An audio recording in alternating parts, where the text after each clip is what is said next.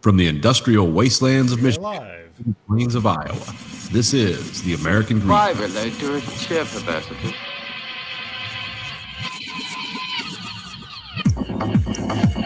You are the dead. Remain exactly where you are. Make no move until you are ordered. We burn them to ashes and then burn the ashes. That's our official motto. Now we can see you. Clasp your hands behind your heads. Stand out in the middle of the room. Stand back to back. Who can explain the fascination of fire? What draws us to it, whether we're young or old? Here comes a candle to light you to bed. Here comes a chopper to chop off your head. And welcome to the American Greed Factory podcast. Nathan, This is Conlon.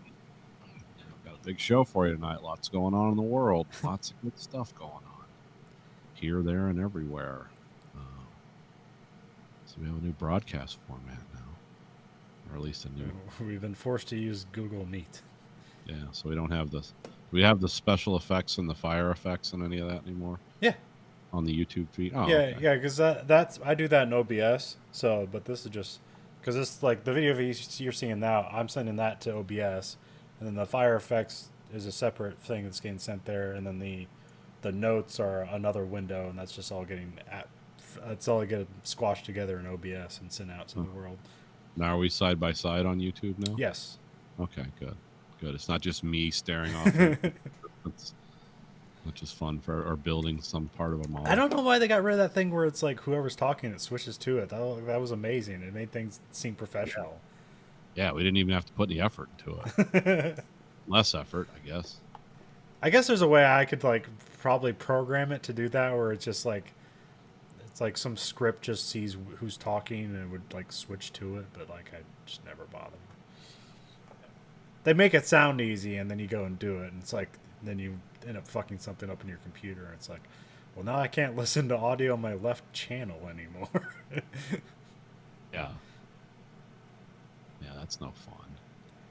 That's the same hitch I hit with I was putting together the shit for my car. I was putting the unit in, and I was soldering stuff, and then I was like, it wasn't working at all. So, you know, because I'm watching YouTube videos like how to solder, and then so it wasn't working. So I just go to top 10 soldering mistakes, and then like, okay, that's what I'm doing. It was like tinning the soldering iron. You have to get a little bit of glob on there for the thing to work. Oh, okay. Which is weird, but I guess whatever. And then I was soldering it, and it's like it was not looking as clean as everyone else was doing it. So maybe I have the iron too hot or something, but it was working.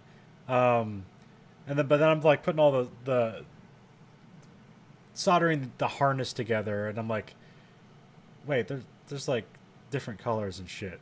Like I was putting all the same colors together, and I was getting near the end. I was like, wait, where's this one go? Where's this one go? And there's like this one goes to the parking brake. It's like I don't see it on the harness. I'm like, what? Is there another wire I got to just splice into inside the car? And I was like, fuck this.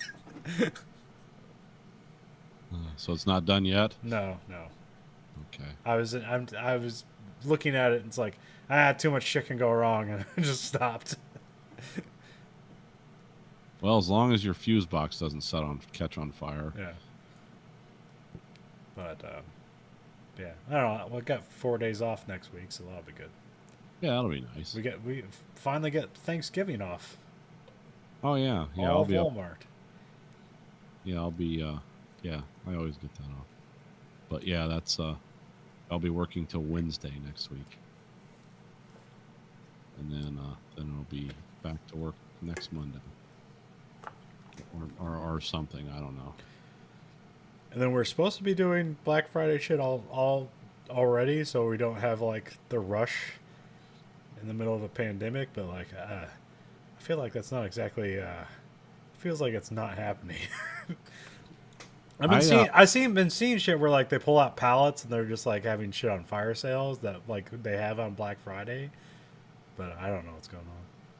Yeah, when I got my TV, that was they said keep your receipt, but that one won't go down because I got the Black Friday sale on that because Best Buy just rolled that out in November. And then what did I get? Oh, Tractor Supply had theirs. Like if you ordered Carhartt stuff online and had it delivered to their store, you got a super discount. Like literally, like I could buy Carhartt shirts for $10 a piece, and usually those aren't nearly that cheap. Yeah. So I got a bunch of those. But you have to order them online, deliver them to the store, and then you get like the super. Because here you can only have so many people in the store. So that's they're counting customers now. So they can't. I probably won't do Black Friday here because that would get bloody. Holding back the tie because everyone needs that, cheap 32-inch TV that they're willing to for $100 so they can beat people to death to get that. Because everyone needs that. I don't know anyone who has a 32-inch TV that they use for anything. Yeah, it could be a computer monitor, a really big computer monitor. Really big one, yeah. But that's I haven't heard much about Black Friday around. I mean, you can't even have like multiple families in your house for Thanksgiving here. So, well, that's what they say. I don't know what's the mechanism for enforcement. Yeah. Are the cops going to show up with riot gear? I mean, some people in this state act like that's what's going on. I've never seen it, heard of it. But we had let's talk about some this newsoid. Remember the militia guys? They've gone deeper into the investigation, and the plan B was to take over the Capitol building with like 200 guys, and then all week they would execute the public officials in the building. They would supervise and execute.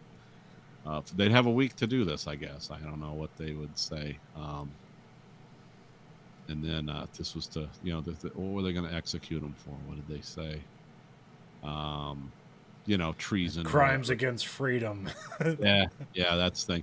And then their plan C was if that didn't work, if they couldn't hold the State House, which they couldn't, they were going to just put the lawmakers, lock them in the building, the inner building, and just burn it down, just kill everyone. And it's like, yeah, and half of these guys have bonded out and they're waiting for trial. And it's like, oh, I'm glad these guys are out walking around. I mean, I don't know how serious. Like, is this just a bunch of guys talking, or did they have like a truck full of gasoline?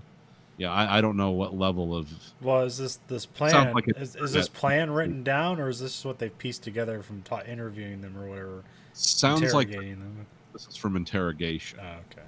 I don't know if they found like a hard drive full of like blueprints. But so I figure if they found that, they probably wouldn't be out on bail. No, I don't. I mean, I think this was just somebody's internet fantasy or a group of guys just bullshitting. But it's a weird thing to sit around and plan. And I know that they were testing. Some guys were testing explosives for something, but all these guys aren't out, but a lot of people they arrested are now. I don't know what that is. What do you charge people? Is that like conspiracy to commit murder or something? I don't know what you charge people with for that. I mean, it would be a conspiracy, but yeah, I don't know what it's like insurrection. Because I know the guys, like the last group of militia guys, they arrested, no one got charged. I mean, they went to prison, or their trials went on for a long time, but they were all found like not guilty because they didn't, they just were talking about weird shit. And they had a bunch of guns. See, that's the thing. You got a bunch of guys with a bunch of guns, and they're talking about waging war against the state government. It's like, yeah, you got to do something in response to that, but I don't know.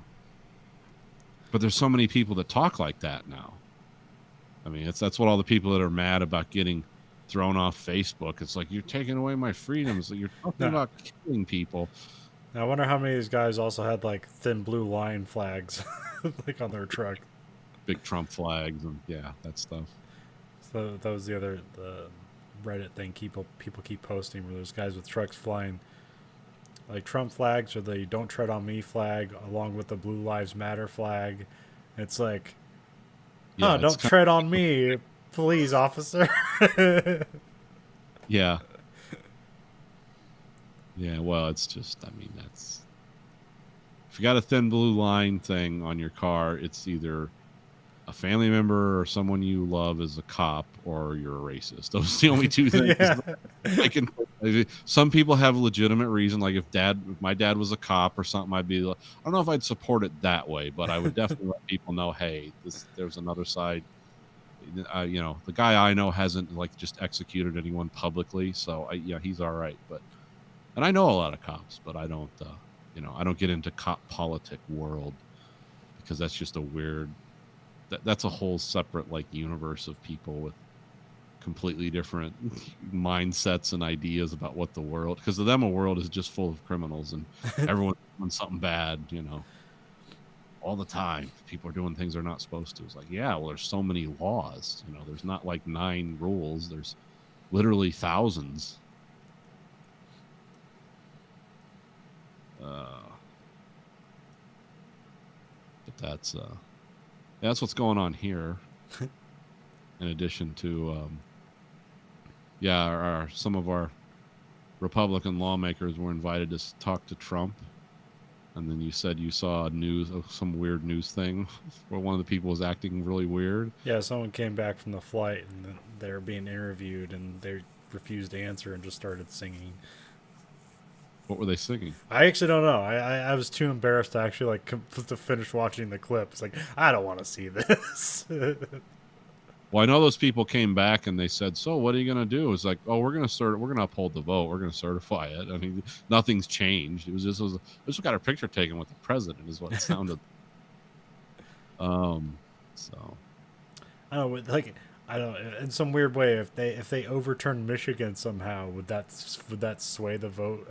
No, Pennsylvania is the keystone, I think. Yeah, that's what I thought. It has the most out of the close states. They used to play out these scenarios, like what if there's anything. Now nobody even talks about it, and all the people on the right think, well, just keep overturning these things. This isn't a victory because it's going to the Supreme Court. And it's like, yeah, okay, because the Supreme Court's just, they're gonna go along with this shit. Because the Supreme Court's going to be forced, whatever they think, they're going to have 2 choices in front of them. It's like, well, we can either enforce the laws and the rules based on what we're being presented, which shows there's no conspiracy, or we can reinstall Trump and literally start the second American Civil War. No one will follow. Half the country will not follow him, and it'll be Actually, crazy. more than half. Well, California will secede from the union, and, and that's a bunch of others will go another way. So. Well, Georgia, they did a recount because I guess that either they had to or it came that way, and then they didn't really change anything. So they finally got confirmed as for Biden, and but I was like the total votes keep going up because technically California's only reported 98% of its votes, and I think maybe by now, more people in California voted for Trump than any other state. They passed Texas. It's over 5 million. And Texas has 5 million for Trump. Oh, yeah. No, 10 million people voted for Biden in California. So, yeah. It was, it's again, it's not a clear, overwhelming victory, but it is a victory. Every time they reinvestigate the numbers or recount, it always comes out. It's still Biden. You're not talking about a margin of 500 votes. In tens 2000, of thousands of votes. So it's just because we're just used to you find out who the president is by the end of the day, or at least by the end of the week. This was by the end of the month, you'll know. And then you have people, and then everyone's running around the country. And by the way, hemorrhaging millions and millions and millions of dollars for all this court shit, for nothing, for something that everyone agrees is there's no path to victory here by doing this court shit. I mean, the only way you can do it is to disenfranchise the people that legitimately voted by mail or whatever. And it's like that. Yeah, that's again, you're just playing with a hand grenade with the pin out of it, then just toss it around, see where it lands. because that's But I guess to parts of this country, it's that important that Cheeto Messiah stays in power. I don't get it. I didn't get it the last time. I didn't get it the 4 years he was in there. I don't get it now. I know why people don't like the Democrats. I understand. I get it, but it's like this wasn't a choice.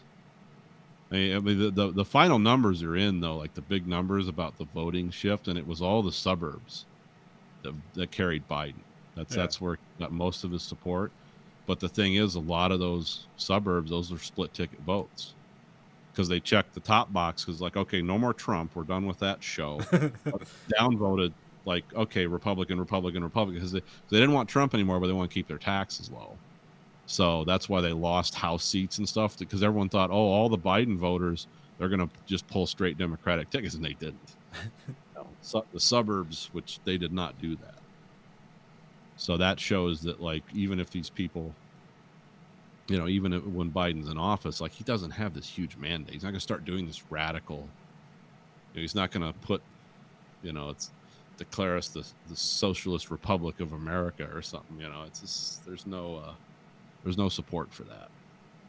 And those Democrats aren't going to do it anyway.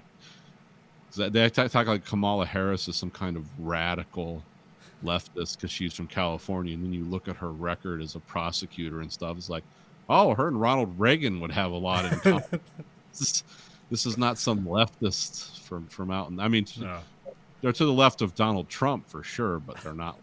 She's to the left in the way that she's not white. Oh yeah, there's that. I'm just talking. I guess there's that. I always forget that part of it. I just look at people's records, and it's like, oh yeah, you got this whole race thing that people. It's like, what are you saying, Nathan? Don't you know she's not white? It's like, well, okay, I'm looking at her record. I guess I'm not, sorry. I'm not 100% concerned with that. And less people talk about, we need a race war and we got to kill all the white people. Then I'm kind of like, oh, okay, this wouldn't benefit me. But I'm not hearing that talk from her, so. Not worried about a race war. Don't see that coming. I do see a civil war coming if they keep trying to disenfranchise legitimate votes, but I don't even know if that'd be effective. Just a bunch of people running around shooting each other in the cities, which is kind of what's going on anyway. Yeah. It's just, it wouldn't just be the poor people doing it. Now it'd be the rich people doing it too. Yeah, it'd be more like the Purge. It'd just be more formal, like a guy in a semi with a what are those called? Multi-barreled spin gun. That would actually probably happen. A chain gun or like a Dylan. Yeah, those Vulcan minigun. Yeah, I'm forgetting the name of those. But yeah, that's. Speaking of shooting, the kid that went to where'd he go? Wisconsin. Yes. Rittenhouse. Yeah. The guy from My Pillow and the actor Ricky Schroeder bailed him out. Yeah. He put up a $2 million bond. I don't know. I know why the My Pillow guy did, but I didn't know much about Ricky Schroeder. That was weird to hear about. I don't know if that's an internet rumor I'm reporting on, but I've saw it in multiple articles, but I can't remember like the source, so it could be suspect. I don't know. It just sounded. I don't know anything about Ricky Schroeder or his politics. No, it's not like he's. It's not like he's. It's like, what is he doing? Who knows? Ryan Reynolds bailed him out or something. I was like, oh, that's weird.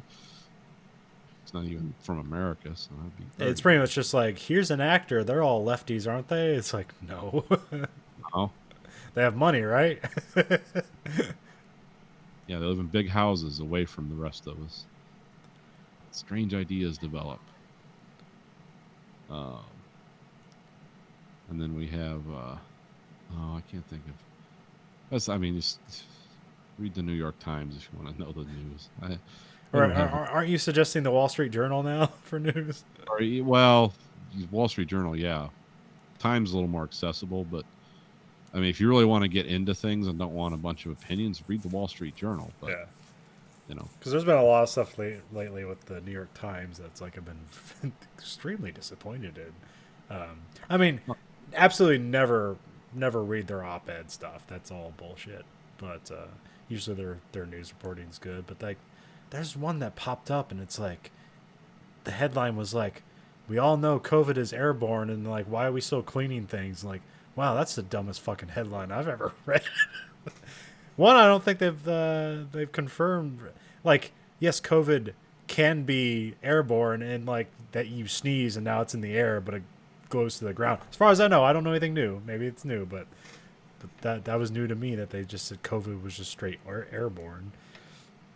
But I don't know. One I listen to that's kind of funny about the COVID stuff, and I'll say this as it's kind of a joke, but it's kind of serious because I know it's serious. But it's like, yeah, some of these people with the coronavirus stuff, it's like, oh, this is QAnon for the left. It's like, how much more extreme can we get? And it's like, this will unseat humanity, and you know, it's like, well, hold on, this is bad, but we don't have like these killing fields of, you know, we can't get rid of the corpses fast enough. Like we need to mobilize. Yeah, we don't have fields, but we do have freezer trucks full of bodies, though. Well, that's because they're waiting for proper disposal. Yeah. So they're not just like, we need to get entrenching equipment and mobilize the army to bury all these bodies. It's like some people act like it's. I mean, it's bad enough, but yeah, when you start saying things like, they've been lying to you, it's really airborne, and you're reading it in, you know, the New York Times, or if you're reading it on InfoWars, it's like, okay, why not? But when, you know, some people still consider that. Yeah, I didn't even read the article to like try to debunk it. Like, it is just it was an infuriating headline. It was like, this is just clickbait from the New York Times. That's all it is. Yeah, I mean, that's, yeah, but it's like you said, yeah, their op-ed shit stuff is shit. So unless you're into that crazy culture that, you know, I don't know, like the new thing that was kind of weird was that like people are just like, I haven't looked into it, but now, and even like newscasts are just saying like, oh, we know schools aren't spreaders. yeah, And like, I didn't see the information that like agreed to that. I know there's a New York Times op-ed, and I didn't know if people are referring to actually something. It's like, I don't know the things, like maybe it's like, oh, like schools aren't as big as spreaders as we thought because like the kids actually wear their masks. that could be. Are they having school there yet, or were they starting to? It was like once every, depending on what your last name was. As far, I mean, and as far as how the alphabet went, it was like every other day. Oh, okay. And then it was a combination of online and every other. Now it's all 100% online. That started this week, but yeah. It was bad here at the universities. That's what got out of control here. Yeah. Not so much. I didn't hear a lot from the public schools. I know there were some cases, but it wasn't like in the headlines. Yeah, I think the thing with the universities is that you have people coming from all over the place to one place, and that's like, yeah, like especially at boot camp. Like when that happens, like you're just waiting for a disease to break out. You're gonna get something. yeah. It's not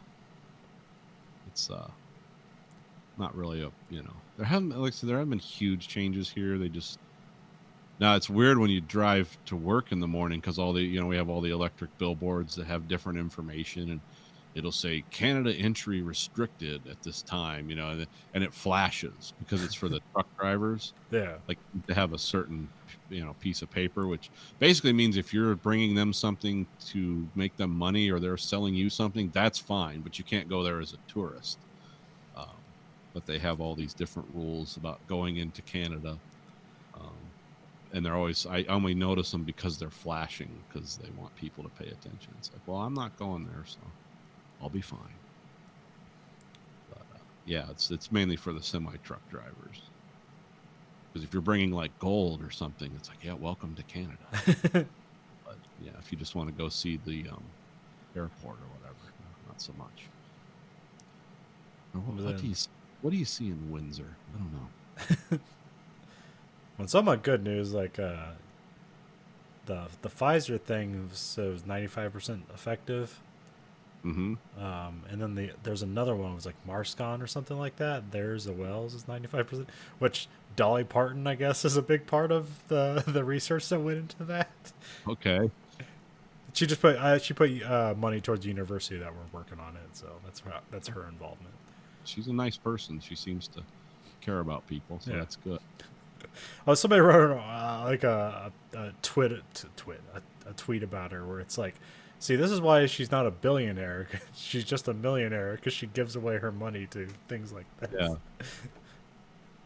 You know, I remember when her theme park burned down or whatever, when they're having those fires down there a couple years ago. She like just paid all her employees just out of her pockets. Like, I know we're not open. We're not going to be open for weeks. Just we're going to keep getting paid. If we don't, we're rebuilding, so there's nothing for you to do here. Just stay home with your families and just thank God nothing bad happened there. And if your house got burnt down, you talk to me. It's like, oh, okay, she's a really nice person. But she also was someone who was very poor growing up. And Yeah. it's like, who knows what that's all about? It's like, well, zero option.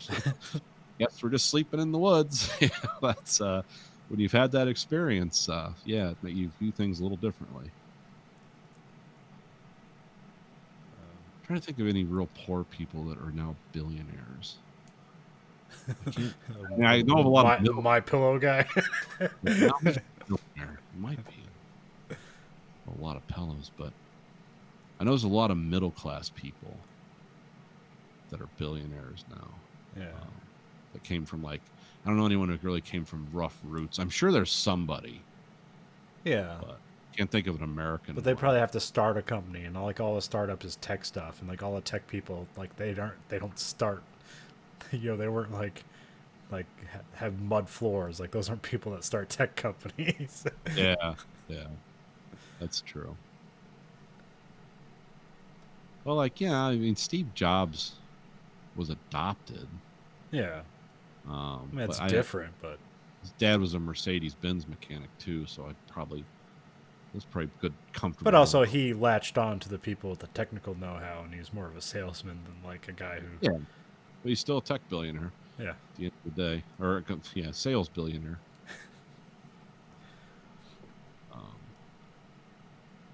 I don't know. I can't think of any right now. Maybe the guy who started Walmart, the original guy.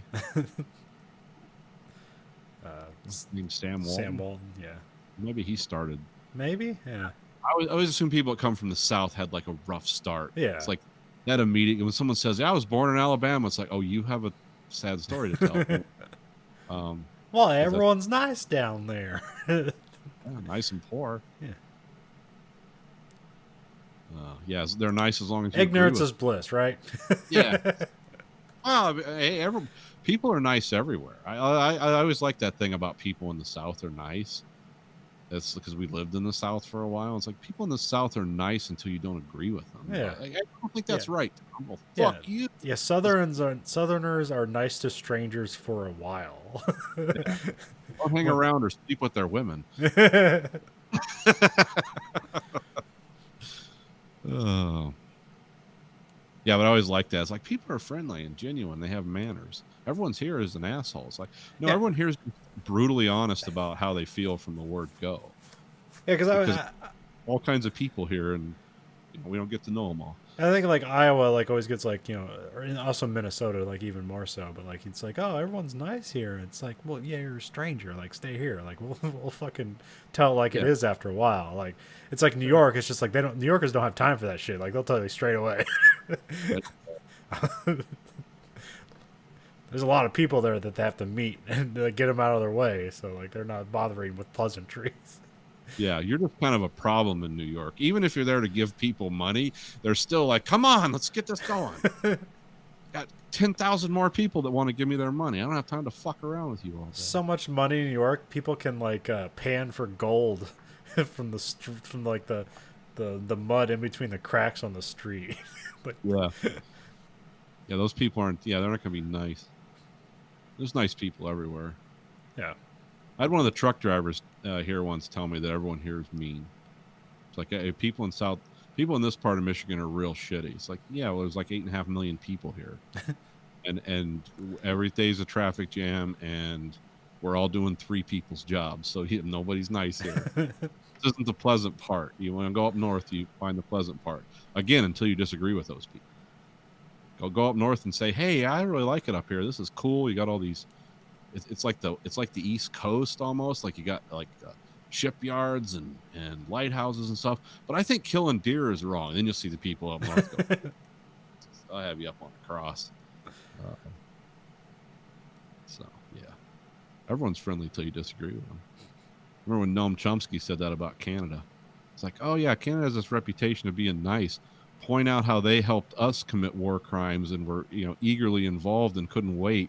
Then they get real hostile with let you out of the country. They'll say you caused some kind of problem, and they want to hold you at the border.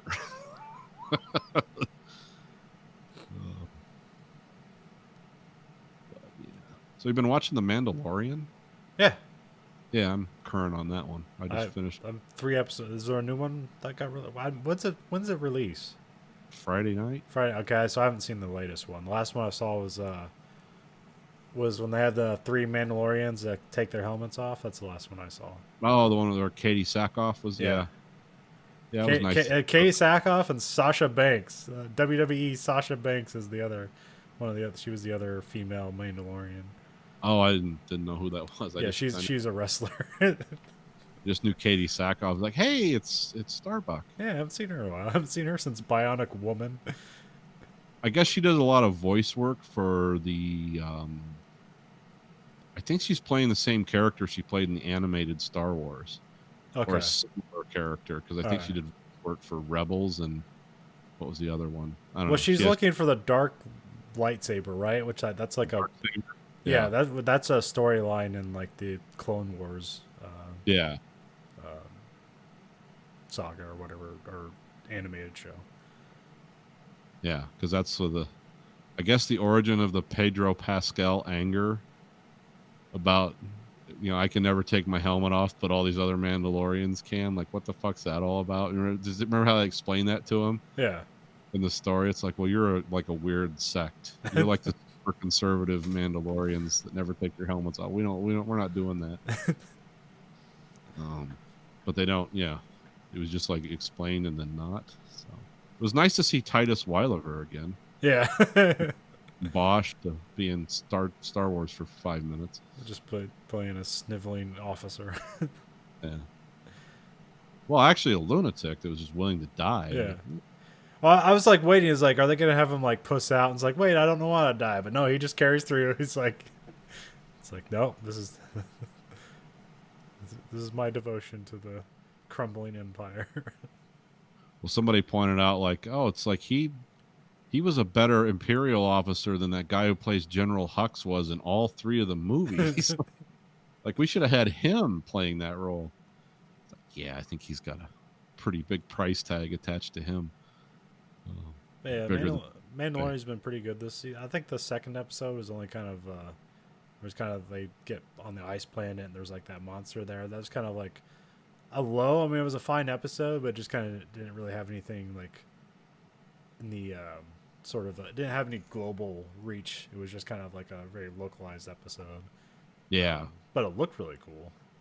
Yeah, that was based on a character from what was it called, The World of, or a creature. It was like a late 70s, early 80s like art book about the worlds of Star Wars. That was those spider creatures were actually, that was based on artwork from real early concept stuff they just published as a book about Star Wars. I recognized it right away. I was like, wait a minute, is that the thing? Oh yeah, it is. But yeah, it's really good. And at this point, like, they should just fucking give all of Star Wars to Jon Favreau. Yeah. Like, quit fucking around. He gets it right. Well, they had this funny meme going around about how the thing Pedro Pascal's really mad about is the entire Star Wars franchise is on his back now. And he's having a hard time carrying that and wearing that heavy armor. Well, yeah, that's what the change now, like, because they talk about, like, he left the show, but now they're just like having a stunt double do the stuff, and he's just voicing it now. Like, isn't that how it is? No, he's on the show.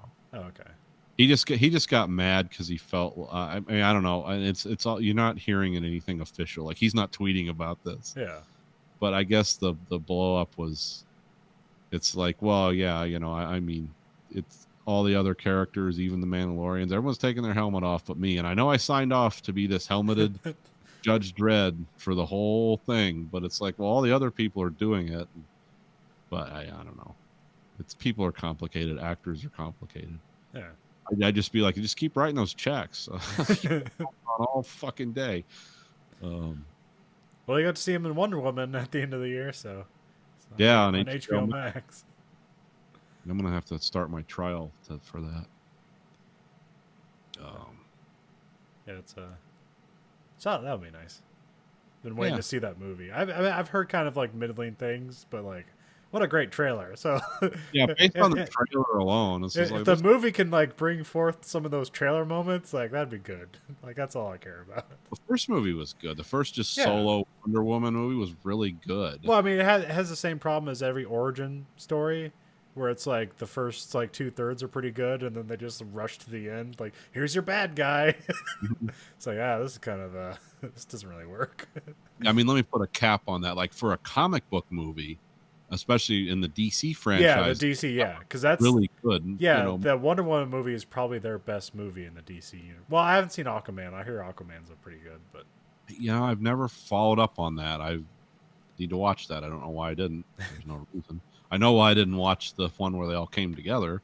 no, But- Justice League, yeah. It's like, Well, you get you'll get the Snyder cut. oh, is that release- coming? Yeah, they're releasing it on HBO Max, which it seems like it's not just a re-edit. They've like fucking reshot shit for that movie. Could so be. I mean, that guy's can be a good director. I mean, I mean, like he has that like, I mean, he's kind of like a Michael Bay, where like he really has an eye for action and like a look for a movie. He's just like he needs better writers. yeah. Um, Because I really liked Watchmen. Like that was cool. yeah, And that was probably the best interpretation of that you could do. Well, except for until the TV show.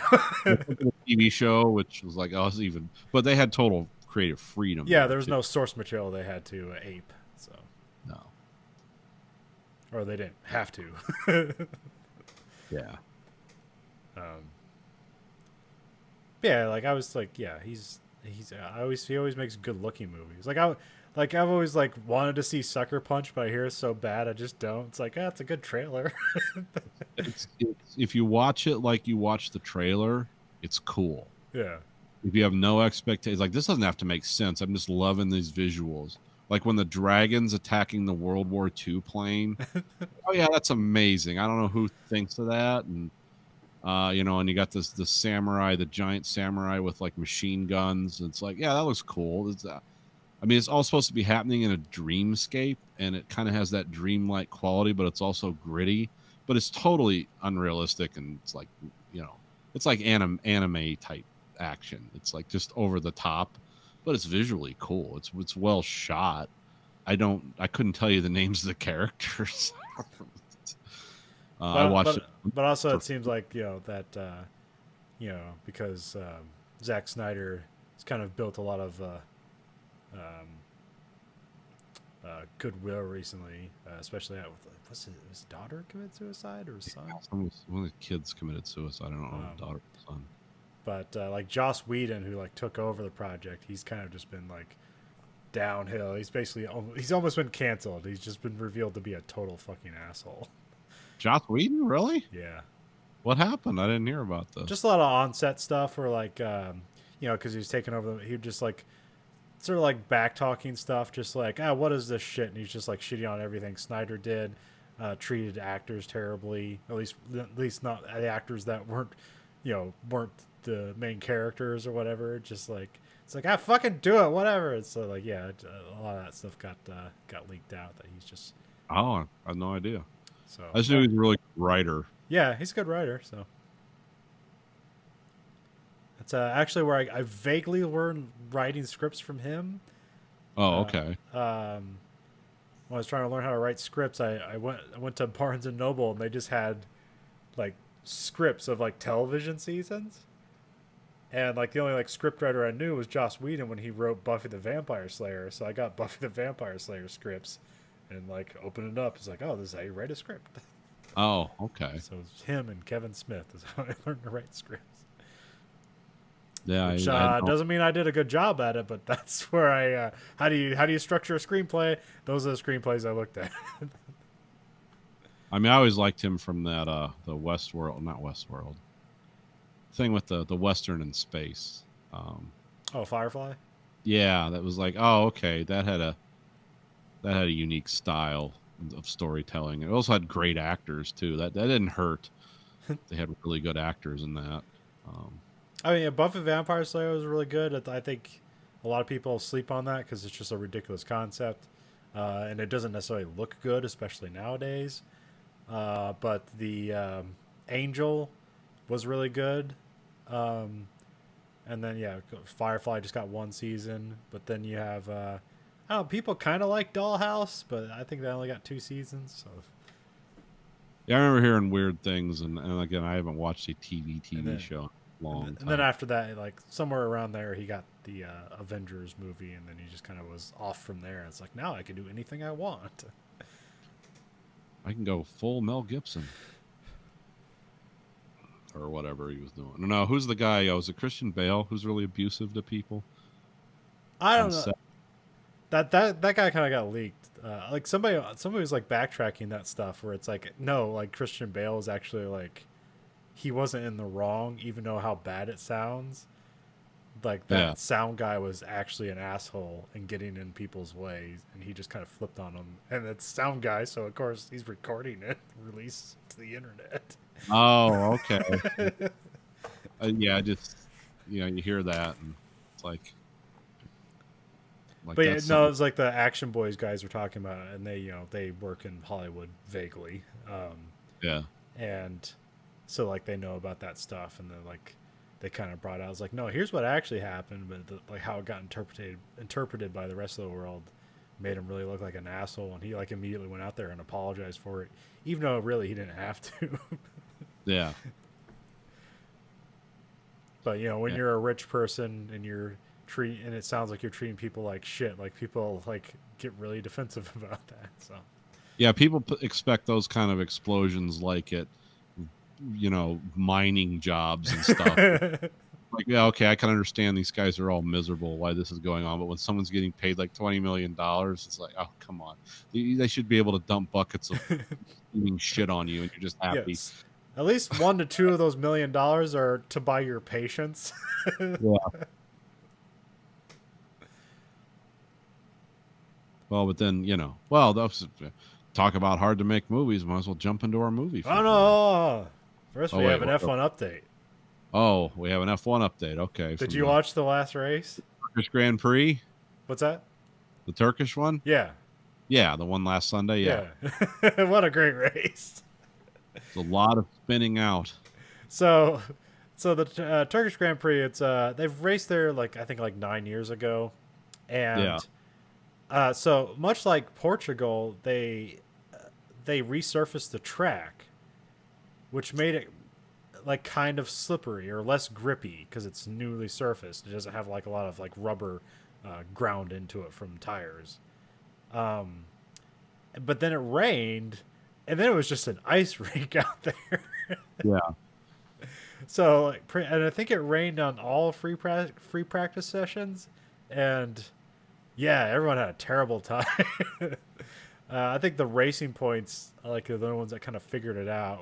Which Lance Stroll got pole position, which was crazy because he's just been terrible for the last 5 races. So that was kind of nice for him. Then you had Lewis Hamilton qualified in 6th. So he wasn't just out in front. He couldn't just run away with the race. And it rained during the race. And so, nobody could really go fast at all. Lewis Hamilton won and got his 7th World Drivers' Championship. So he's tied with Michael Schumacher for the most championships. Yeah. And he didn't just, and it was a really good drive from him because he didn't just get out front and run away with it. He had to run the shit out of some intermediate tires. Yeah, because didn't he miss 2, or he wouldn't pit? Yeah, so he wouldn't lose time, because everyone was like, "Is he gonna?" Nope, he's not doing it. He's not doing it. They kept Well, saying it during the race. I think it was so. I think the race was like 59 laps or something like that, and everybody started out on wet tires except for the Williams, because they were just like, well, let's try something, and it didn't work out for them. But this entire season hasn't worked out for them, so. And so like Leclerc was the first person who pitted and got intermediates, and like he started setting fastest laps. So everyone's like, all right, get in, put on intermediates. And everyone was expecting that like eventually these cars are going to like drive over a driving line, and then eventually it's just going to be like you're going to have a piece of the track is going to be dry, and you can put on normal slicks and just like run away at the race. But that never happened. No one ever used slicks this entire race. So yeah, Lewis Hamilton, I think around lap 10, or maybe it was like lap 7, because I believe he did 52 laps on the intermediate tires, which is crazy. I don't even know what they're rated for, but Yeah. it seemed to be less than that. I know the people kept talking about it as like his tires are just going to shred. Yeah. Because Perez ended up coming in second and Lewis came in first, and they both they only did one pit stop, so they stayed out there forever on their tires. And when you look at their tires when they pulled in at the end of the race, like the whole middle part where it makes contact with the ground, because the intermediate tires have this little groove so it can whisk water away. That groove in the middle of the tire was completely gone. Yeah, they were just flat tires. Yeah, with people ridges. are calling them slick intermediates, like as a joke. Because essentially what he did is he just like he got temperature into the tires, and then he just like drove it well enough so they didn't explode on him. Yeah. And he had a good start. I think he got into like third place, but then he got passed by like 3 people. I think like both the Red Bulls passed him and the Charles Leclerc, Sebastian Vettel passed him. Yeah. And then like he just like kind of like kept doing his thing. He just stayed on these tires, and then everyone kept pitting. And so like the person he only actually passed was Perez. Like towards the end of the race, he passed Perez with like 15 laps to go, and then like he just stayed out there, and he won the race. So it was like, he didn't run away with it. It was a very technical drive, and he proved that he's one of the best drivers of all time. So Yeah. and then it seemed kind of like bittersweet for Lance Stroll, because he controlled that race for pretty much like 3/4 of it, and then eventually he had to pit. He pit for like a third time, and then he ended up getting like 8th place. So he like went from 1st to 8th. So they just had problems with the tires. Now, did he have a bad pit? No. Who had the pit? Sebastian Vettel. Yeah. Oh, well, actually, the worst one was Magnussen. Magnussen went to pit, and then like the light showed green for him to go, and then it turned red real quick, meaning that like one of the tires wasn't completely on. So he goes away, and then he gets to like the end of the pit lane, and like he eventually like gets the message like he needs to stop, and they rolled the car back to the pits to put the tire on correctly. Yeah.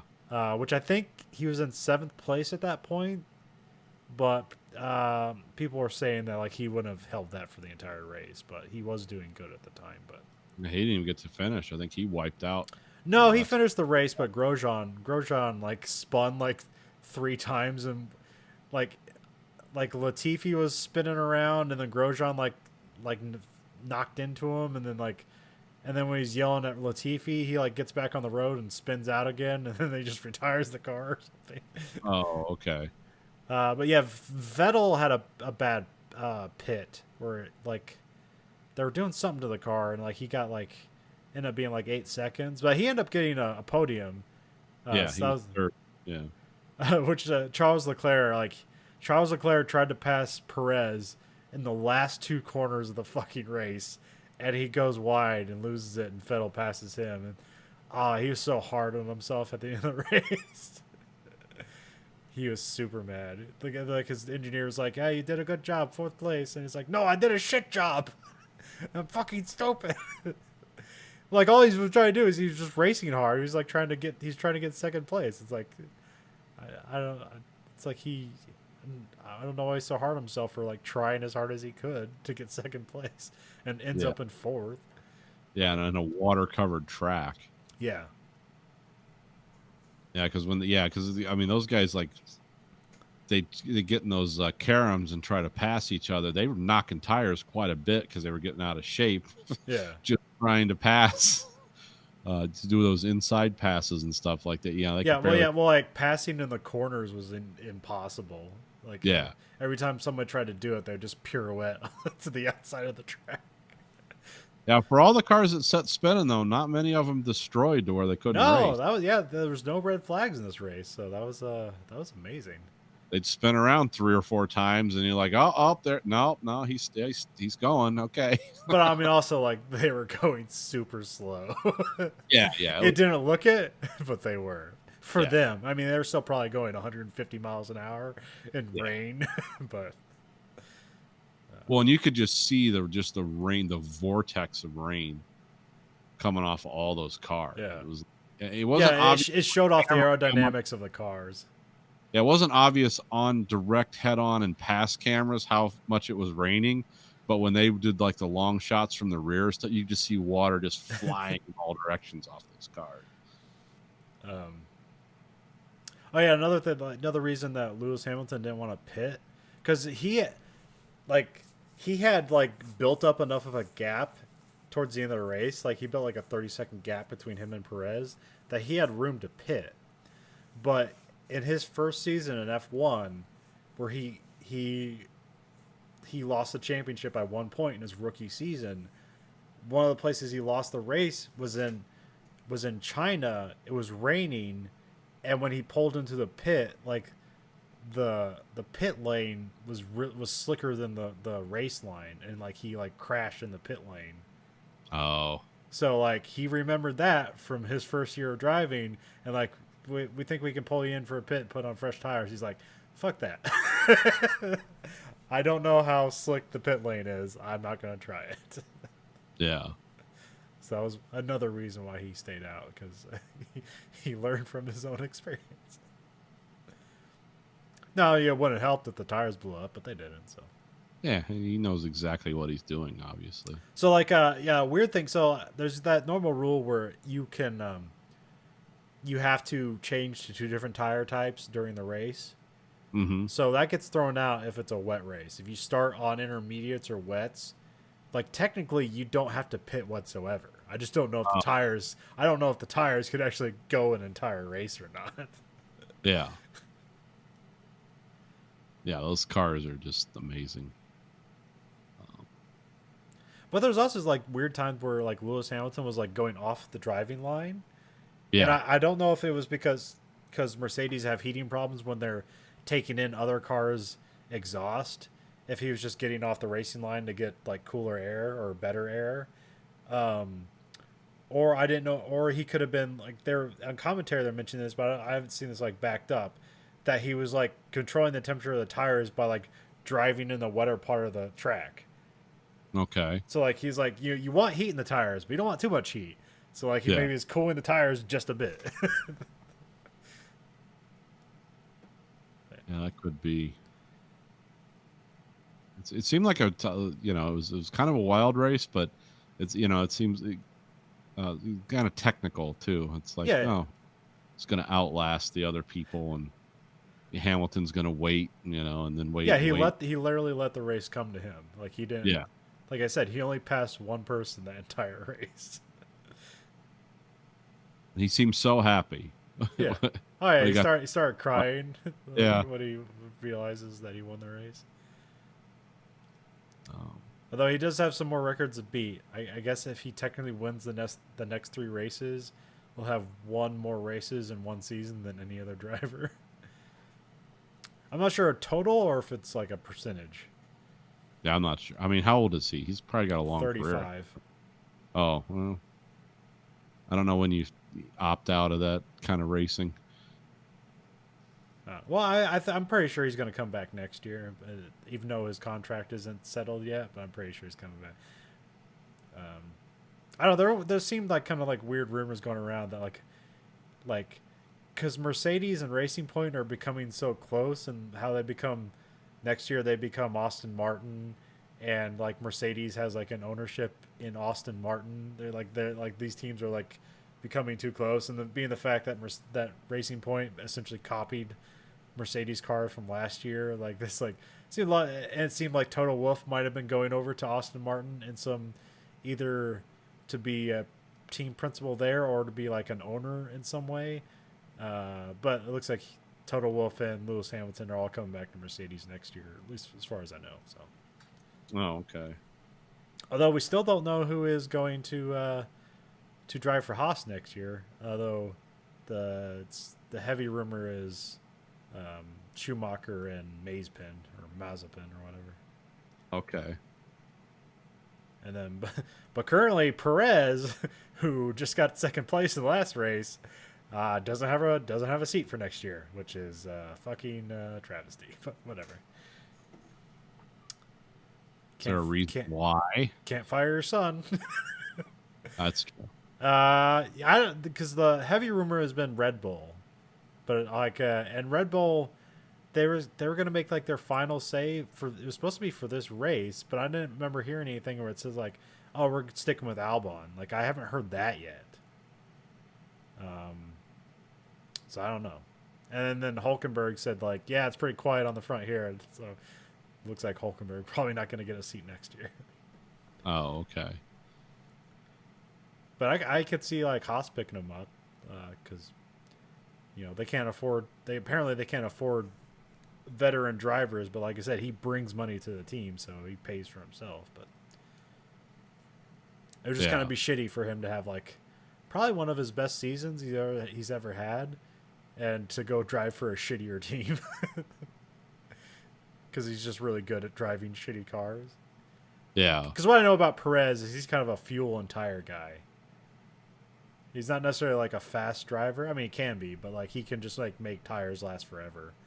Which when you're in a shitty car, that can work to your advantage, where you just like pit less. Because like one of the things is like you go out on a pair of tires, and maybe you don't set blazing times, but you just spend forever on your tires, and then you pit and get like a new set of softs, and you just like fucking rip through those tires. Oh, okay.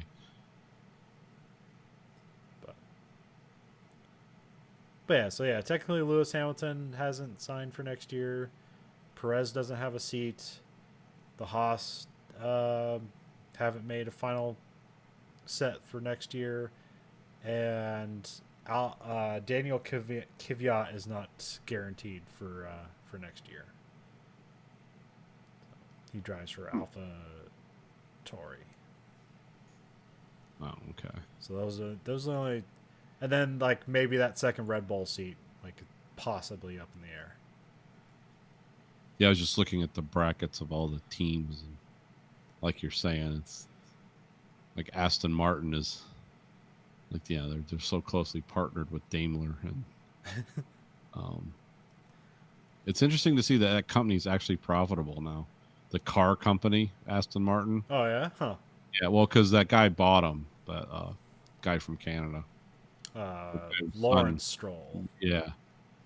And yeah, they listed them on the stock exchange to make money. I don't know if they're profitable based on automobile sales or they're profitable based on sponsorship of F1 or. I doubt that, because it seems that like people don't make money on F1, but Yeah, also like a lot of those like McLaren and stuff, like or even Williams. Like Williams isn't profitable for F1, but like their engineering department, like they made some pretty good money. But to stay in F1, they actually like sold off like their engineering department to somebody else. Oh, okay. So then they had no money, but but then they sold the team to that firm this year, so they'll have other money. But like McLaren, like McLaren doesn't necessarily make money off their cars or even in F1. But they have a lot of like engineering shit that they're plugged into. Yeah. Like they make the batteries for Formula E, and all that technology can go into other stuff they sell off to. They do a lot of like high spec engineering for tech firms and whatnot. So if you have an engineering problem you need solved and you need a miracle, like you go to McLaren for that shit. Speaking of tech firms and cars, did you hear about the new Tesla? No, is there another new Tesla? What's the new The Tesla? affordable one. The Oh. one that, yeah, the absolute bottom of the ratings in Consumer Reports. Because Consumer does a 3-month where they drive the car they don't do like a 1 day. And it's like, this is great. They do like a 3-month thing. Yeah. And literally said this car spent more time being towed to the dealership than driving. It's like, whoops. Is that and then is that their Model 3 or is there just another model below that? This is the one that's supposed to be the one that was going to be like the people's $60,000 battery car or whatever, 30,000. I don't know.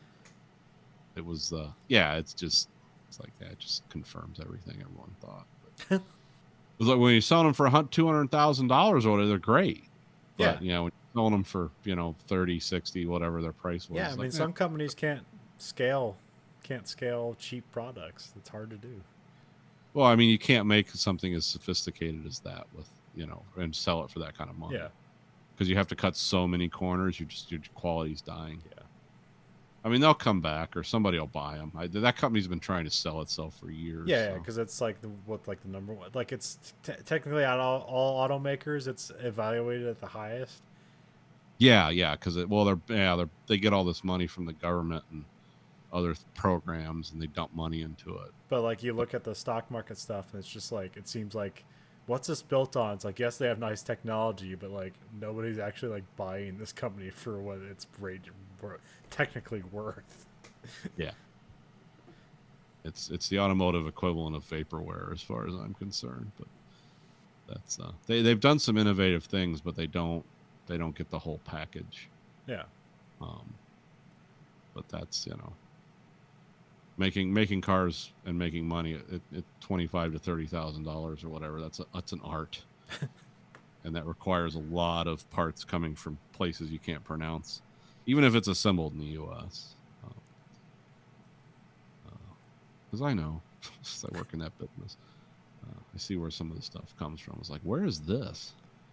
Never heard of this place. The other interesting thing with Aston Martin is like next year, so like Mercedes does all the safety cars, so they're going to split the safety cars next year between Mercedes and Aston Martin. Huh. That'll be interesting. Or will be a global depression and nobody will care. Yeah, I thought of so I was like, I saw there like they have like when the free time, they have those Mercedes, and some of them are the safety cars, but they have ones just like that where they're like medical cars. So like if you need to get if you want to get a medical person to a driver very fast, you give them a really fucking fast luxury car. Yeah, oh yeah. And they practice driving around the track so they can get to the thing in time.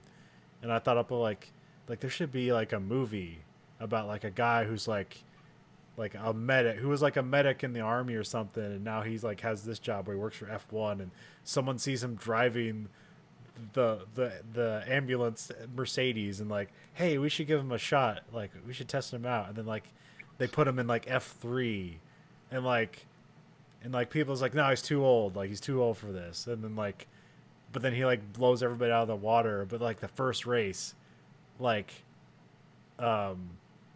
some crazy shit happens, and like some driver gets like fucked up, and he's winning the race, and he stops the car to go save the other driver. So I've actually seen that happen. It wasn't in a race, but it was in qualifying, I believe, or maybe it was just free practice. But Ayrton Senna saw his teammate crash, and he just pulled his car to the side of the road and ran over to the car and like held his head up to make sure he didn't have any like neck injuries or something like that, and he waited till the paramedics got there. Oh, okay. Which I've never seen that before. Yeah. I'm trying to think of what I've seen some rally racers where the rally guys will actually stop. Like because those cars catch on fire a lot, because when they flip, they tend to like just disintegrate because there's high center of gravity car, or even the low ones are just really fast and they're crashing into trees and shit. I've seen the guys stop when the car's on fire, like push it over and pull the guy out, because it's like that could very easily be me. Yeah. I've seen a few of those, and also those especially when they do those rally races in the desert, like everything's incredibly hot. Like your fuel's just boiling in the tank almost. But yeah, that's sometimes nice things happen. Well, speaking of not nice things happening, Like in Talladega Nights when the guy helps Ricky Bobby because he thinks he's on fire. He's helping his teammate put out the imaginary fire. So what are some things that aren't so nice? oh, Salvador. Oh yeah, that was an uplifting movie.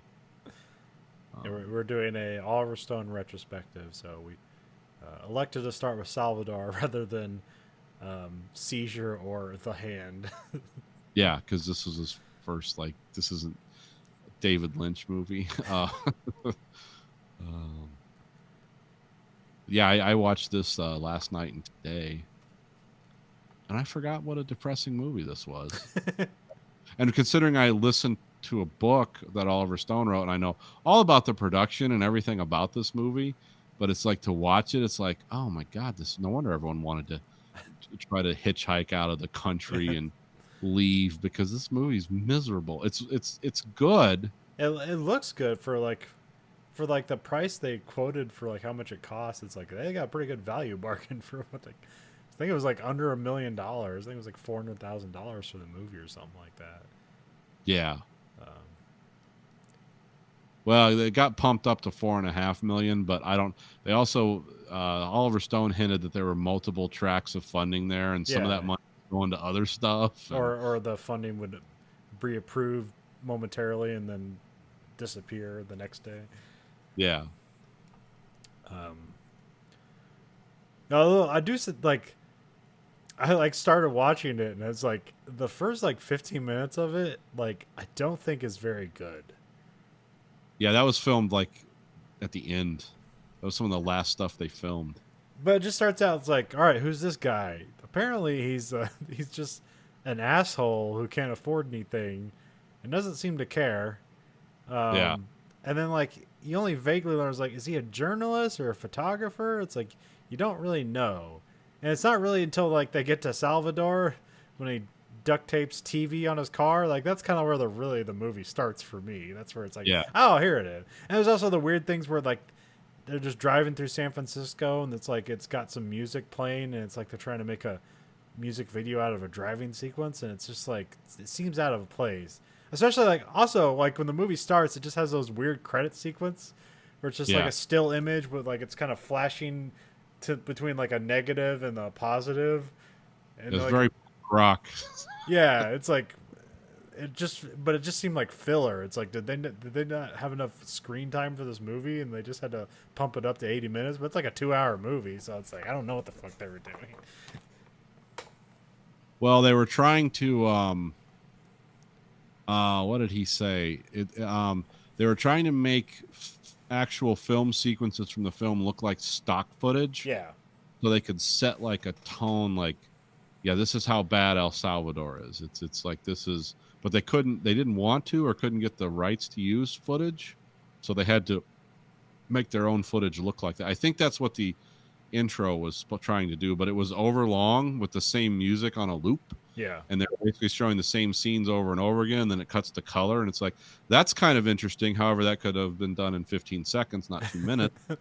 But, you know, there was a lot of, these were movies made but there was a lot of cocaine and alcohol involved. Not only on screen, but in the actual making. Also, it just seems weird that like I had known nothing about Richard Boyle, but it seems like James Woods nailed this so much that like I have no idea how that guy would play himself. Even though I don't know him whatsoever. It's like no one else is going to play this role other than James Woods. Yeah. Oh, yeah. This is the James Woods archetype. This kind of spastic, out of control, fast talking guy who's just one step away from disaster. Like disaster is right behind him. It's a charming narcissist. Yeah, he's keeping one step ahead. He's a mooch, and you know, it's like James Woods does a good job playing those versions of those characters. Yeah. And this was definitely a great performance by James Woods. Looks so fucking young in this. But this movie was 35 years ago. Yeah. Yeah, so it's. I also see where you see Jim Belushi, he looks overweight at first, but then there's that scene where he has his shirt off. It's like, oh, he looks kind of shape. It's like Yeah. I don't know if he just like got dysentery when they're in Mexico and he lost like 20 pounds or something. Yeah, he's just sewn to a toilet seat for a moment. Hey, he's looking kind of svelte. Yeah, that's what he was doing. But yeah, the beginning of this reminded me of. I started thinking about the Fear and Loathing intro. Yeah. It's two guys in a red convertible, and they're both on drugs, and they're drinking liquor and stuff like that. And yeah, it was kind of an interesting intro. Yeah, and and Oliver Stone mentioned that as an inspiration. Oh, okay. I mean, not the movie, but the the books. The Hunter S. Thompson, like Gonzo, The movie didn't exist yet. wacky journalism. Although, Where the Buffalo Room came out later, I think. Yeah, I think that was like 88 or something. yeah. Yeah, this movie looks of the time, and a lot of my references and understanding of this place and time as it relates to America comes from Charlie Wilson's War. Yeah. Because it was always the CIA, like the people that were really fighting communists were the people giving the Mujahideen weapons in Afghanistan. They were fighting real Russians, whereas all the CIA people trying to creep down to Central and South America and fight communists were just getting people killed. And the Congress was cutting off their funds for this activity. And that's, these were the kind of people that were down there. Some of the dialogue I will say, some of the dialogue doesn't hold up when James Woods is talking to the Army colonel, and it's always that left-right paradigm where it's like the dialogue seemed kind of stilted. Yeah. It's like, I don't like these pinko commie photographers, and also seemed like they only had so many takes each day, so some things seemed like, well, that's the take we got. Yeah, just the dialogue seemed kind of clunky and a little immature. But yeah, they didn't have a lot of time for nuance and to really massage the script. That seems somewhat disappointing, being that Oliver Stone's known for his scripts. But this was almost a guerrilla film. Yeah, but this is also more about. This is not necessarily this is more about the situation and less about the personal character arcs. But I mean, that's there, but it's more about what's going on in Salvador. Yeah. Yeah, it seemed some of that seemed to be but at the time it came out, maybe that was because nobody knows, there wasn't we didn't know a lot about this in America until the Iran Contra shit happened. So that was years after this. It's weird to think that in this movie, Ronald Reagan's being elected during this time. Yeah, which I would just assume, because it's CIA strife in the mid Americas. I just assumed that Ronald Reagan was already president. No, this is set in 1980. It was the election where he defeated Carter. But yeah, it was. But it wasn't really a political movie. It was more of a story about these characters and the situation they were in. And then I did like how it showed you had the right-wing authoritarian people trying to take over El Salvador, and then you had these and of course those are the people we back, and then you had the rebels, which you initially felt sympathetic for, but then you realize, well, they're just as violent and crazy as the right wing groups that are trying to run the country, and you have these peasants, which they're not shooting college kids in the heads and laying them on the tank for everyone to see. Not yet. Yeah, but they don't even have a tank, so yeah, but it was it was the same thing with Vietnam when you had these peasants. It's well, whose side are we on? Which people are gonna because even if because I know Oliver Stone, I don't know where he was at this point in his career, but I know later on he liked to go around and let's interview Castro, let's shoot documentaries about, you know, he had kind of that Noam Chomsky effect where all evil comes from America, and everything evil that happens kind of flows back to us, you know, Washington in some way.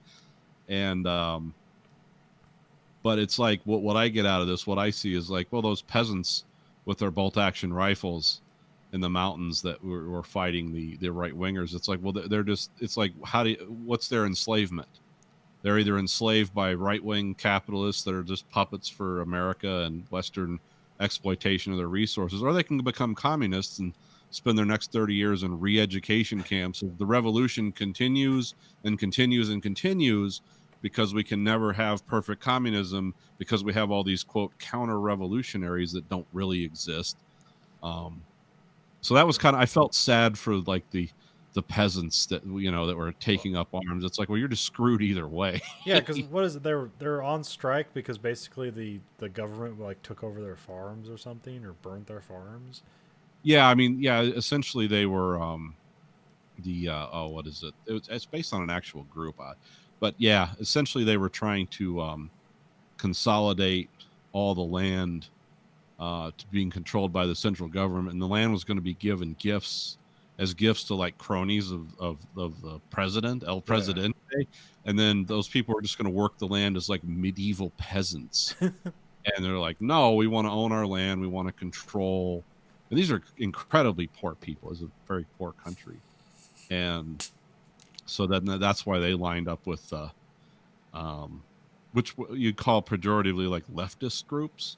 It wasn't explicitly said that these people were communists, even though the CIA and the people that were trying to take over the authoritarians that were trying to take over the country said it's all Castro and the Russians, but there was no proof of, because like I said, these peasants didn't have like SA-7 anti aircraft missiles or heavy guns or whatever. They basically had World War II vintage bolt action rifles. And because remember, the one guy was grilling him like, where's their AAA and their armor? And so these people don't have any of that.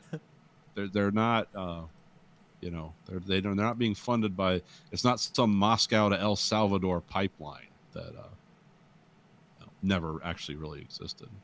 As much as the people like Reagan and those that surrounded him wanted it to be, it just wasn't realistic that the Russians were doing that. You had Castro, but like that one colonel said, it's gonna be if we let this go, it's gonna be Castro on the Rio Grande with Russian tanks. You know, that was their fantasy about, we can't lose El Salvador and Guatemala. That's why we gotta fund these, right wing Nazis that want to take over the countries, because those are our bad guys. Which was not a dialogue. Priests. It was not dialogue used in the movie, but should have been. These are our bad guys. Yeah, the story with the priest was supposed to, I remember from Chasing the Light, like that was supposed to be a much larger part of the movie, but they just didn't have the budget. Yeah. Well, like those scenes like seem like separate from the movie. Yeah. Yeah, they did. Because it seemed like it's like, hey, when's James Woods going to interact with this El Presidente guy? And he doesn't. No. Because who's the guy he knows? Oh, it's Is the some colonel. general? Oh, it's a colonel. Okay. It was a General Max or Colonel Max, or I forget. It was something like that. His name was Maximilicio something or another. But yeah, he was just one of the strong men down there that he happened to know from previous work as a reporter / photojournalist. Yeah, because at first you don't know, like, is he just fucking around? Is he just pretending to know this guy? So it's kind of a fun surprise. Like, oh, he does actually know this guy. It's like he didn't have to experience those horrors after all. Yeah. Yep. Now, and this was a movie that had two endings too. Like the ending where, because at the end of the movie, spoilers, everyone. At the end of the movie, when he tries to get his El Salvadoran girlfriend out, they do a border bus checkpoint in the U.S., and they pull her and the kids off the bus. Originally, how that was supposed to happen was the guys that were going to murder him at the Guatemalan border, like, because his friend made that phone call, they didn't kill him, but they were going to shoot. The original ending was supposed to be her and the kids got shot. Yeah. But the studio's like, that's way too fucking dark. So instead, they get taken away and sent back to refugee camps to die a different way. We don't see that. But yeah. But still, sad. And I think the only uplifting is like it was like it was not necessarily a mistake, but something they only had one take. But James Wood, this part where like there's that one guy who's like his reporter friend, and he gets the shot of like the plane coming down and strafing him, and then he gets hit by it, and so like he has that guy's camera and footage, and those when he's at that jailhouse or whatever, like those guys just like fucking undo all the negatives. And then when like they finally like, oh, I guess we shouldn't kill him. He like has a boot with like a piece of film, and it's like, ah, you didn't get it after all, you fuckers. And I guess Oliver Stone was pissed at that initially because he only had one take, and he like basically like changed the context of the scene, like oh, that guy's sacrifice wasn't for nothing. Yeah. So that was something James Wood did, but now Oliver Stone likes it because I guess it's a little bit of hope and a bleak ending. Yeah, this was primarily filmed in Mexico. Yeah. And some of it was in Salvador, at least in the Chasing the Light he talks about it, because that's where they created two different scripts to make it seem like the Salvador government was like the heroes of the script, and then they shot the real stuff in Mexico. yeah. Yeah, but it was very managed to make it look very bleak and hopeless. Like you wouldn't want to live in those places. Just hot and angry. Just piles of bodies. Yeah, bodies everywhere. Some of the dialogue between him and James Belushi on the car ride in was pretty shocking too. I remember. It's like I don't remember like it being negotiating what virgins you can get to sit on your face. Yeah, for $12 you can get a virgin to sit on your face, and he was like, $12? That's a lot. It's like horrifying. Yeah, James Belushi, or James Belushi, right? Yeah, no, Jim Belushi. Jim Belushi. Yeah. He just kind of like pops in and out of the movie. Yeah. It's just kind of weird, but also I guess there was like some strife between them, which I guess Oliver Stone played up. Yeah, this will be good. They actually hate each other. Yeah, they don't like each other. But yeah, it's overall this was a good movie. It didn't quite hold up as well as I hoped it would. Yeah. Considering how primitive it was. Like the worst part for me is like the first 15 minutes. And then after that, I think it's a pretty good movie. Like, yeah. Throughout. Once it gets into its element and starts building the tension of like what can and will happen next. And a bunch of actors are like, oh yeah, that person. Like his Salvadorian girlfriend is like the chick from Predator. Oh, okay, yeah. That's right. And the guy who played the ambassador is somebody too. Seen him in other things. There was the guy who played El Presidente. I know him. He like constantly plays like a cop or a drug lord in like everything that has cops and drug lords. Yeah, let's see. Who's the guy? The guy who played the ambassador. What was he in? I don't know. I've seen him around. He's been in a lot of things. A lot of character actors in this. Yeah.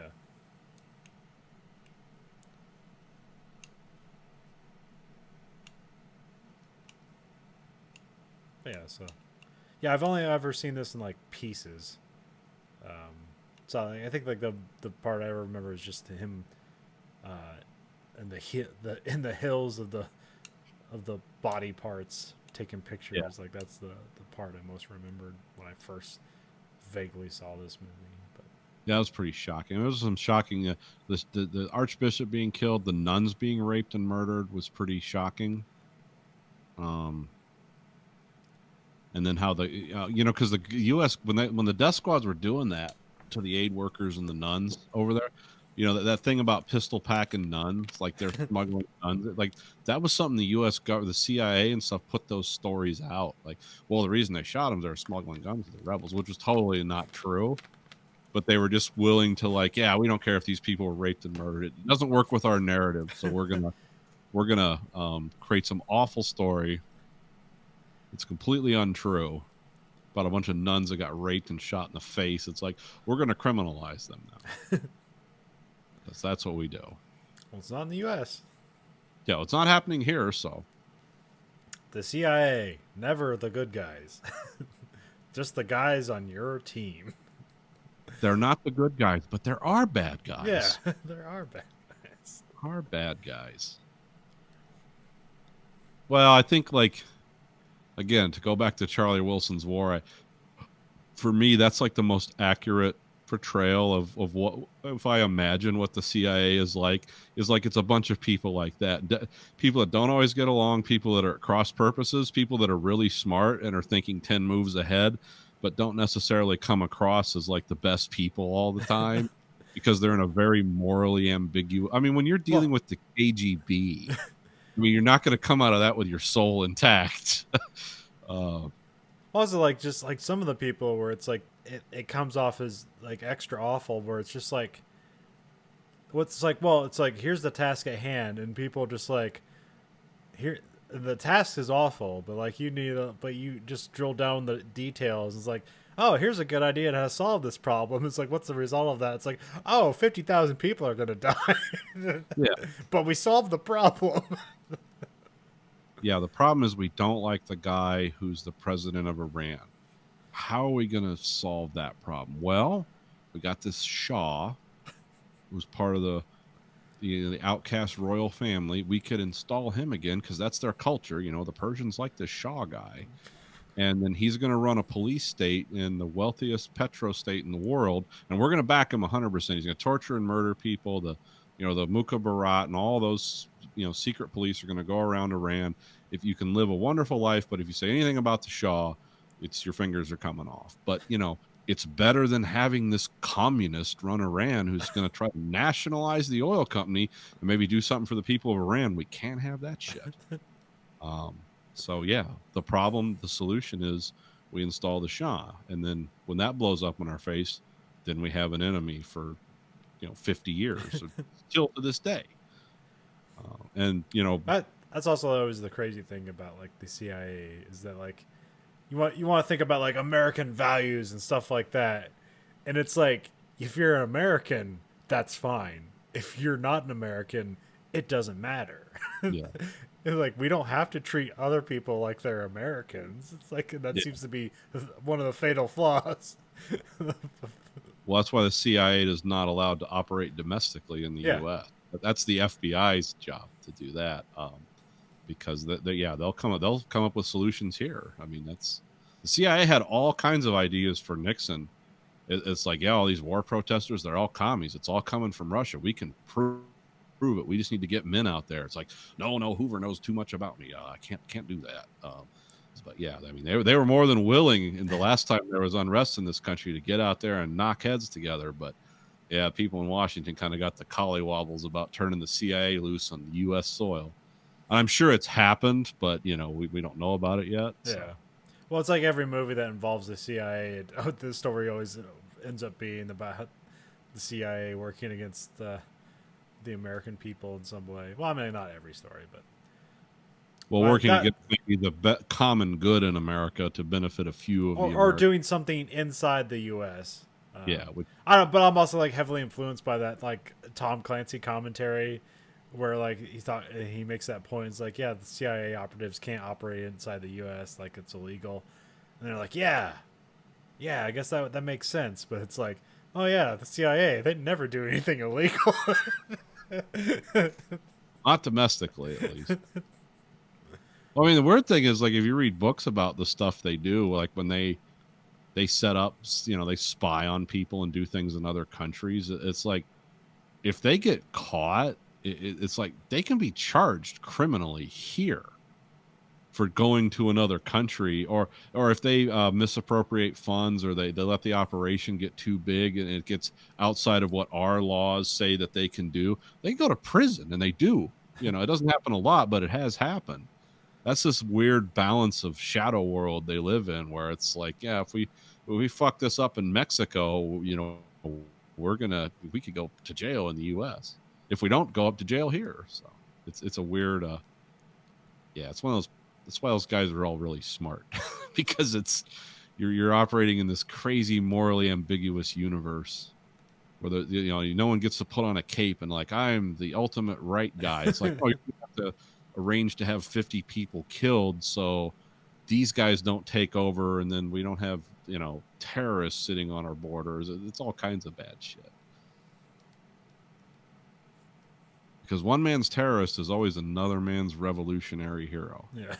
Remember, Che Guevara was a hero to a lot of people until the CIA took him into a rock quarry somewhere down there and shot him. But, you know, it was... but he was a hero to a lot of people, but not to us. Which is wild when I see people wearing like Che stuff around now. It's like, huh, do you know what that guy would have done to this country? If him and Castro had worked out and spread that revolution all over South and Central America, we'd have like we'd have enemies on our border, which is something that's never happened really. Or it wouldn't have happened and it was all paranoia. I don't know. I mean, I think they would have done it if they could. I think their chances of doing it were super slim. Yeah. So it was like, yeah, they'd have done it if they could, but we'd put bases on the moon if we could, but we just don't, it's technically not feasible or just horribly expensive with no results. Well, they did find water on the moon, right? Yeah. Or a telescope surmises there's water on the moon. Something they did like that. They did a calculation. It's like, oh, there's water there. Yeah. Well, did you hear about the big radio telescope in Arecibo, Puerto Rico? Yeah, it's the one that was used in GoldenEye. It's been a lot of things. It's, what's the other one? Contact. Yeah, they used it in Contact. It received so much damage from hurricanes and stuff because it was built in the '60s that they're gonna decommission it and take it apart. Well, they have one 10 times that size in China that does the same thing. Oh, okay. So it's like, yeah. And it was probably built for like 10/10 of the cost. Well, you can actually do the same thing with the smaller telescopes around the world and just triangulate, and it does the same thing with a wider effect. Yeah, when we built that in the '60s, it was like I was the first, only, and biggest ground-based radio telescope of its size. But yeah, it's they show the damage to it, and it's like it's pretty extensive. It's like, yeah, they're not putting that back together, because the cables, the giant cables that hold that array in the center of it, like they pulled loose. And at first they were like, no, it's okay. It can, and then they did some calculations. It's like, no, that thing could fall at any minute. We got to shut this down. It's going to be sad to see that go. But yeah, it happens. I mean, it's something built in the '60s that's still used for science is pretty amazing. Yeah, so it's 60 years old, right? Yeah, close to it. Yeah. Well, I guess, yeah, built in the 60s, not necessarily 1960. I think it was built in '61. Oh, okay. Yeah, close. Yeah, so it's pretty close. If I got that right, I think it was. But there were a lot of firsts with that, There was a lot of breakthroughs that came with it. But yeah, they have newer, modern stuff that's crazy what they can do.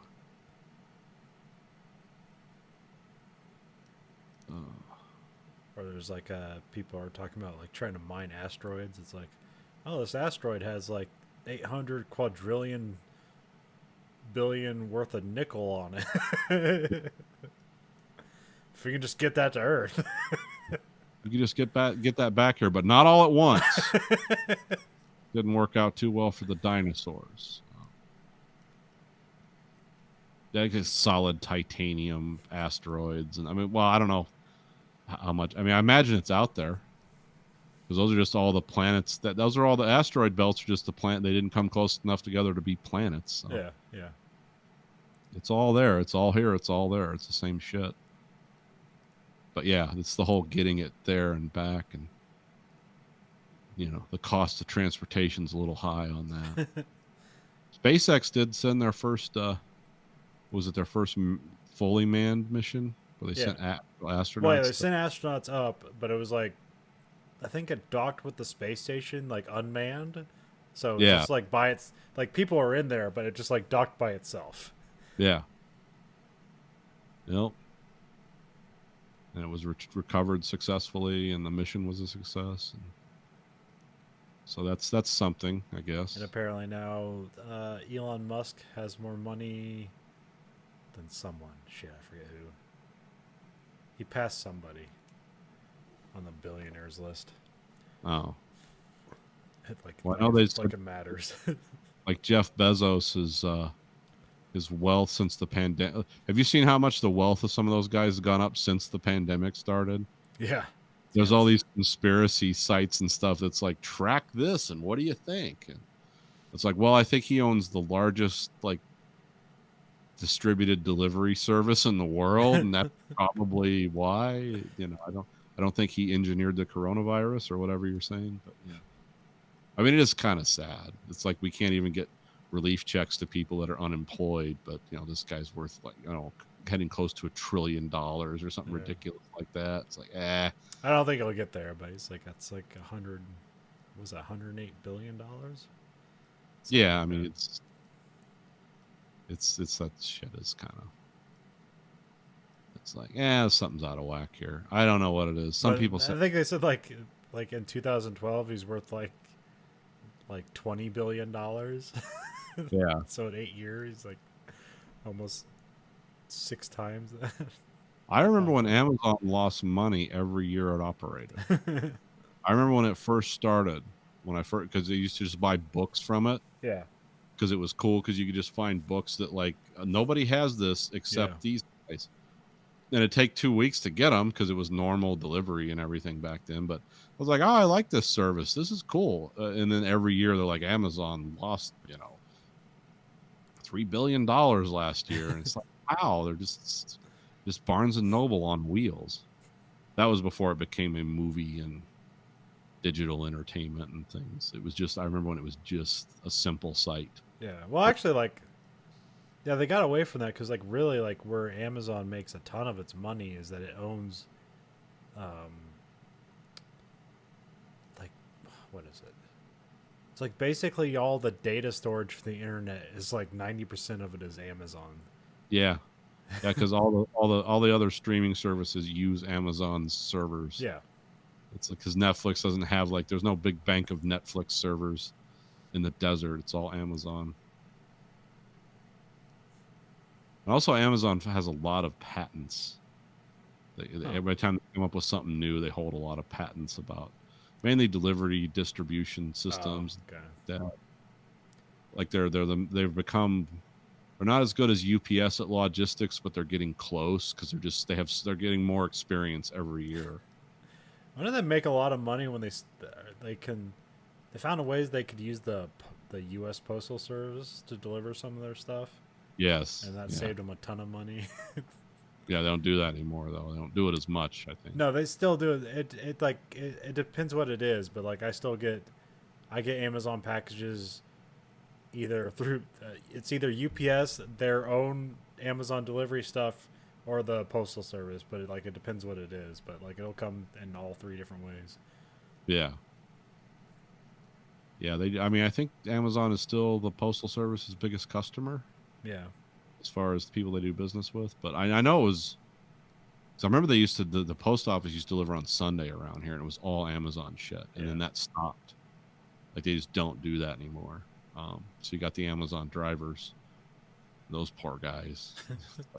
Deliver 8,000 packages. You might make $4 today. Oh, boy. Those guys just they lease those trucks. They're like franchise. They're like subcontractors. They're not employed. Okay.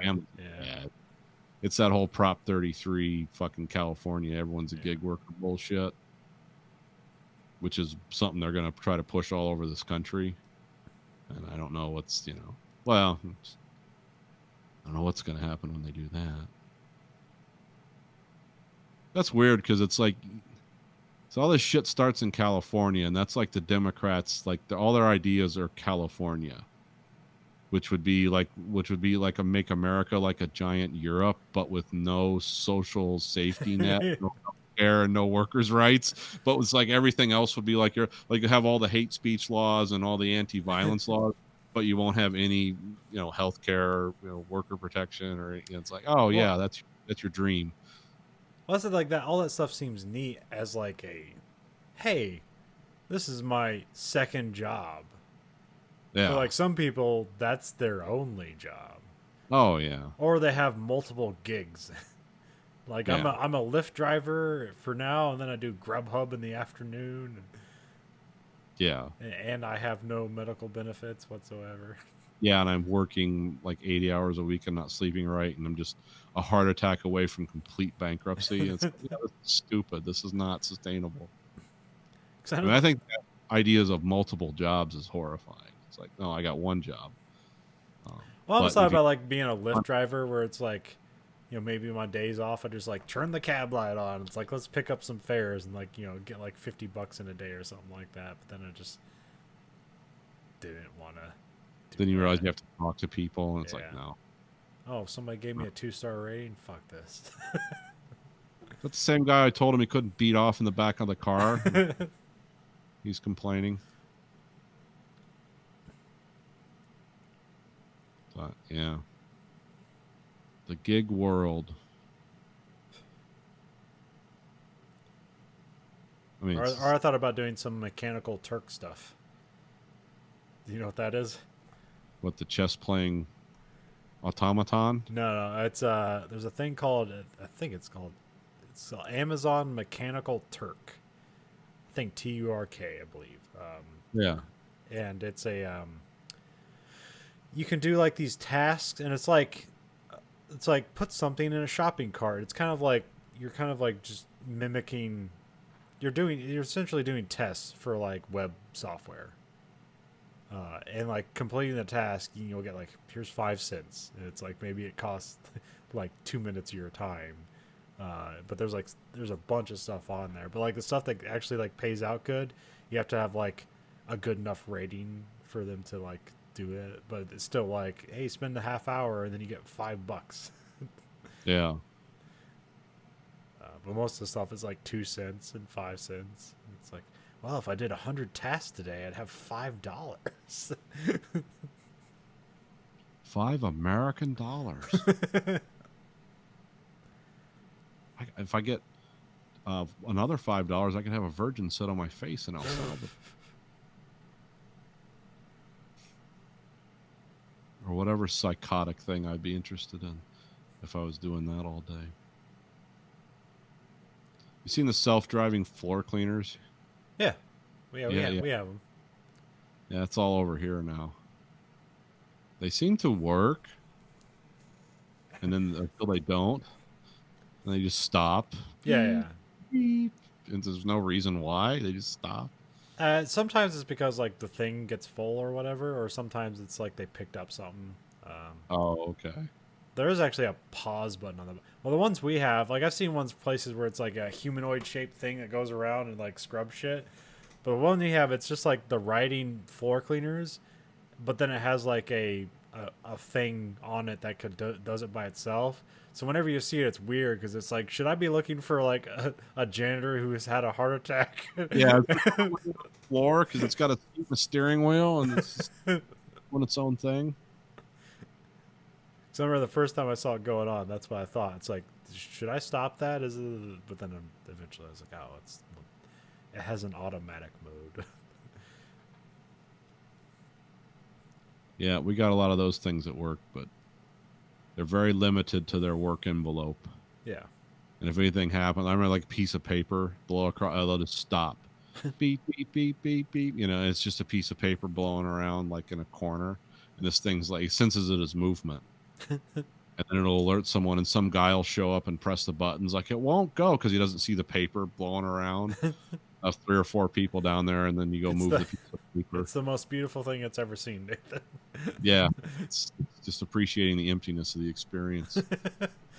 All